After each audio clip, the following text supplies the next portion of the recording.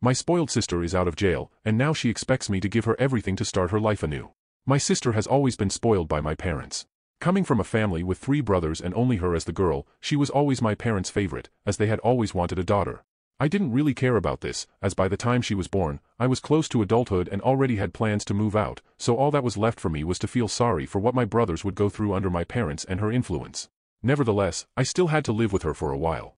During the time we lived together, I witnessed the worst way to raise a child, without a doubt.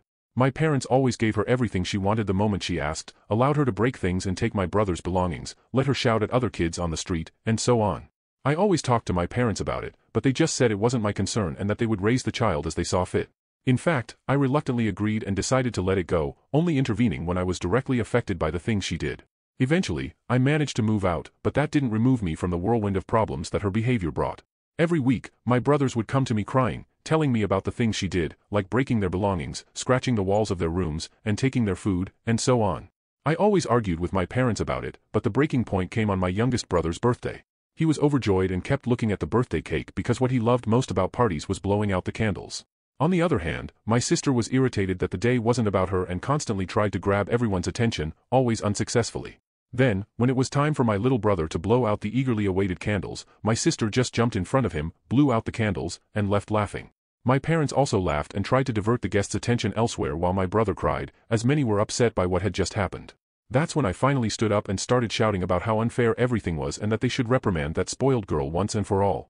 All this ended with me relighting the candles and my little brother blowing them out. The years went by, my sister remained spoiled, but as my brothers turned 18, I allowed them to move into my house until they had enough money to live on their own. For a long time, we all lived in peace, without having to worry about our belongings being taken in the middle of the night or our things being vandalized. Now that my mother had to deal with my sister's tantrums alone, she constantly called us, asking for help to control her.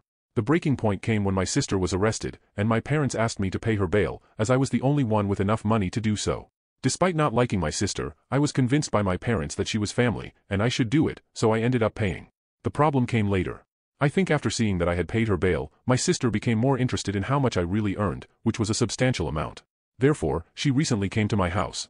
She sat down with me and my brothers, talked about how beautiful the house was, and asked when we were going to leave it. I told her that my brothers would leave when they had enough money, and that I wasn't concerned, and they could stay as long as they wanted. That's when everything started to go downhill. She looked at me confused and said that it wouldn't be possible because she wanted to live alone there and didn't want them or me around, and that everyone would have to move out as soon as possible. I asked her why I would do that, and she said that she had just been released from jail and wanted to rebuild her life, but she needed a big house like mine for people to see that she had changed and to recover. Furthermore, she also wanted my savings because she needed to buy new fancy clothes and travel again to show people that she had recovered. I thought she was joking, but incredibly, she wasn't. I told her that if she wanted to live there for a while, I would accept as long as she followed the rules, but I wouldn't give her anything. She just started screaming, and at that moment, I told her to leave because I wouldn't tolerate her insolence in my own house. She tried to shout again, but when she realized that no one there would listen to her, she just left angrily. Now my parents call me constantly, saying that I should give my house to her because she has suffered so much and that it's only fair that I do it, but I won't fall for that.